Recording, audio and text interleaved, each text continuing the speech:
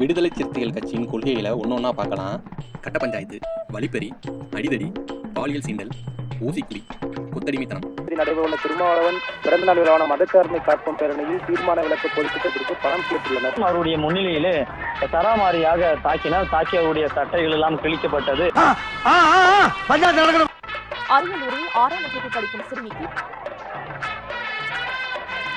துணை செயலாளரை போலீசார் கைது செய்தனர். அரசு பள்ளிக்கென ஒதுக்கப்பட்ட நிலத்தில் விசிக கட்சியினர் அங்கு தகர கொட்டகை அமைத்ததாக புகார் எழுந்திருக்கிறது. மாநாட்டு பந்தலுக்கு வருவதற்கு முன்னால் சில தொண்டர்கள் புதர் பகுதியில் குழுவாக அமர்ந்து மது அருந்திவிட்டு வந்ததாக கூறப்படுகிறது.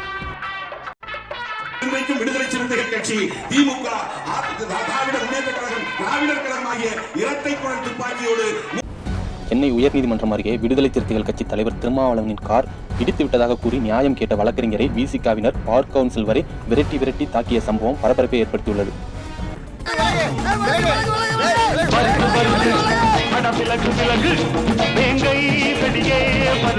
எத்தனை ஒரு பஞ்சாயத்தடா முடிச்சு பாடி கட்டுக்கலாம். யாருமே இல்லாத இடத்துல கூட விலகுன்னு வெறித்தனமா கத்திட்டு வர்றீங்க பத்தியா? உங்களை நினைக்கும் போது என் கண்ணு கசங்குதுடா. தனது ஸ்கூட்டரில் இடித்து விட்டதாக கூறி நியாயம் கேட்டவரை விசிகவினர் ஒன்று கூடி தாக்கும் காட்சிகள் தான் இவை. உங்க 2 பேரும் எதுக்காக தெரியுமா பாடி கட்டா வச்சேன்? எப்ப பார்த்தாலும் ஏதாச்சும் ஒரு ரூட்ல எவனாச்சும் வந்து அண்ணன் ஒம்பளுத்து அடிச்சு போறான். அவரது ஸ்கூட்டரை பறித்து சாலையில் வீசியதால் பரபரப்பு ஏற்பட்டது. பெரிய பெரிய ரவுடிலாம் இங்க இருக்க போது தனியா அடிபட்டு சாப்பிடுறாங்க. அண்ணன் இங்கே ஆரம்பிச்சிட்டாரு. இந்த பார்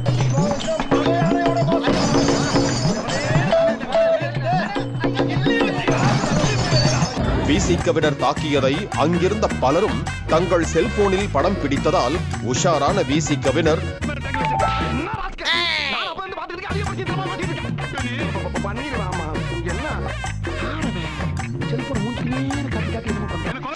திருமாவளவனை தாக்க முயன்ற மர்ம நபரை கைது செய்ய கோரி வழக்கறிஞர் ரஜினிகாந்த் தலைமையில் திடீர் சாலை மறியல் போராட்டம் நடத்தினர். பேக் அடிச்சிட்டான் பாத்தியா?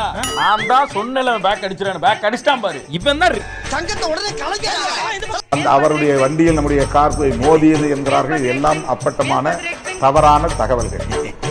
இதெல்லாம் உண்மையா? ஈலா விடுறாங்க. பச்சை போய் பேசுற நீதிமன்றம் அருகே இருசக்கர வாகனம் மீது தனது கார் மோதியதாகவும் இருசக்கர வாகனத்தில் வந்தவரை தனது ஆதரவாளர்கள் தாக்கியதாகவும் வெளியான தகவல் தவறு என விசிக தலைவர் திருமாவளவன் தெரிவித்தார். இப்படி வீடியோ ஆதாரத்தோட இருக்கும் போதே போய் சொல்றீங்களே, மக்கள் எல்லாரும் என்ன முட்டாள்களா? வீடியோட படம் எடுத்தாச்சு, வர்ற பொங்கலுக்கு ரிலீஸ். உருட்டு நல்லாவே நம்முடைய வண்டி அவர் வண்டியின் மீது மோதவில்லை, அல்லது அவர் வண்டி நம்முடைய வண்டியின் மீது மோதவில்லை.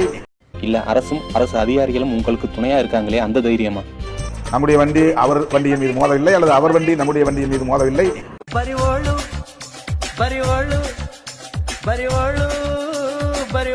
அப்படி விபத்து என்று சொல்லத்தக்க வகையில் எதுவும் நடக்கவில்லை. ஆனால் சிலர் விபத்து இதெல்லாம் நம்புற மாதிரியாங்க இருக்குது. அந்த அவருடைய வண்டியில் நம்முடைய கார் போய் மோதியது என்கிறார்கள். எல்லாம் அப்பட்டமான தவறான தகவல்கள். தம்பி, ஒரு மனுஷன் போய் பேசலாம், ஆனா ஏக்கர் கணக்கில் எல்லாம் பேசக்கூடாது. அது எப்படா நெஞ்சில கொஞ்சம் கூட ஈரம் இல்லாம இவ்வளவு பெரிய பொய்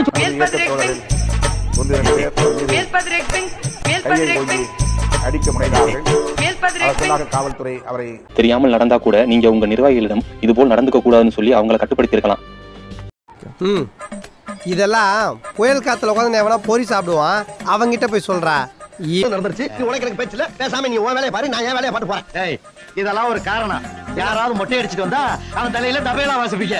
அந்த வண்டியில் நான் அமர்ந்திருக்கிறேன் என்பதை பார்த்தும் கூட வேண்டுமென்றே அவ்வளோ பெரிய அப்பாட்டாகிறான் இல்ல, அவ்வளோ பெரிய அப்பாட்டாகிறான்னு கேக்குறேன்.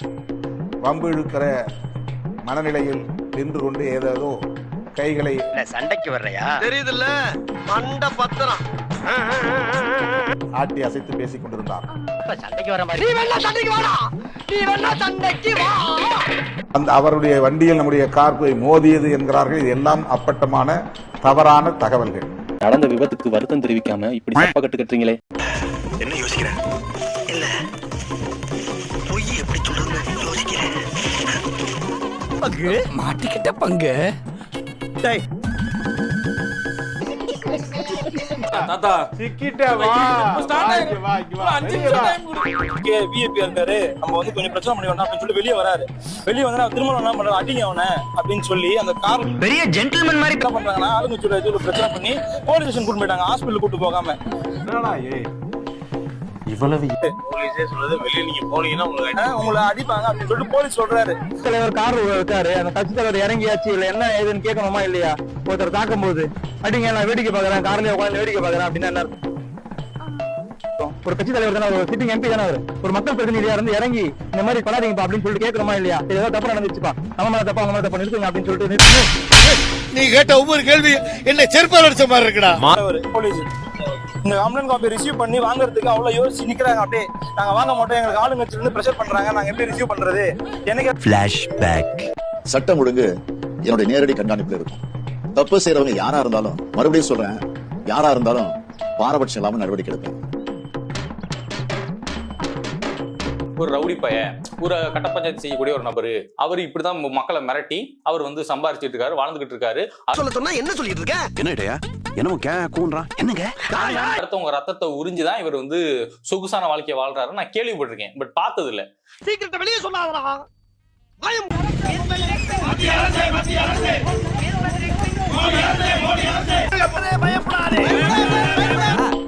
என்னதான் உங்க பிரச்சனை?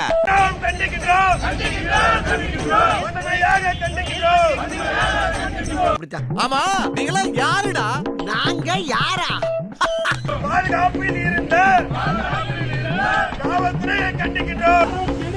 நாங்க சமூக ஆர்வலர்கள் சார். எது சமூக ஆர்வலர்கள்? எந்த நேரத்திலும் போலீஸ் வரும், ஜாக்கிரதை. அது யாரோட? நம்ம செக்யூரிட்டி. பிச்சைக்காரனுக்கு செக்யூரிட்டி பிச்சைக்காரன். யூனிஃபார்ம் ரொம்ப பிரமாதம். அரசு பள்ளிக்கென ஒதுக்கப்பட்ட நிலத்தில் விசிக கட்சியினர் அங்கு தகர கொட்டகை அமைத்ததாக புகார் எழுந்திருக்கிறது. இது தொடர்பாக வாரிசில்லாத சொத்து ஆட்டைய போட்டலாம்னு நினைச்சனே, இப்படி அநியாயமா மண்ணள்ளி போட்டாச்சலே. அடுத்த பஞ்சாயத்துல மீட் பண்ணுவோம்.